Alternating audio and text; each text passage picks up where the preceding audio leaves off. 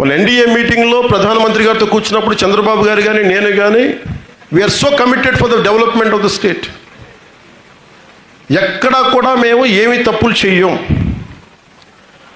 అలాగే ఒకళ్ళిద్దరు కూర్చోబెట్టి ఇబ్బందులు పెట్టినా కానీ జనసేన నుంచి కావచ్చు, భారతీయ జనతా పార్టీ నుంచి కావచ్చు, టీడీపీ నుంచి కావచ్చు, ఎవరైనా కావచ్చు, ఈ అలయన్స్ని చెడగొట్టలేరు. మీకు ఆ మాట ఇస్తున్నాను. ఎందుకంటే నేను ఎందుకు చెప్తున్నాను ఈ మాట, వ్యక్తి స్వార్థానికి మీరు అలయన్స్ని చెడగొట్టలేరు.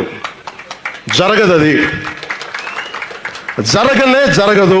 ఎందుకంటే మనం చూడాల్సిన ప్రజల్ని. మన ఈ మధ్యన ఏం చేశారు, హర్యానాలో వీళ్ళు కొట్టుకుంటారు, ఈ గొడవలు పెడితే విడిపోతాను అనుకున్నారు. హర్యానాకు వచ్చేసింది భారతీయ జనతా పార్టీ.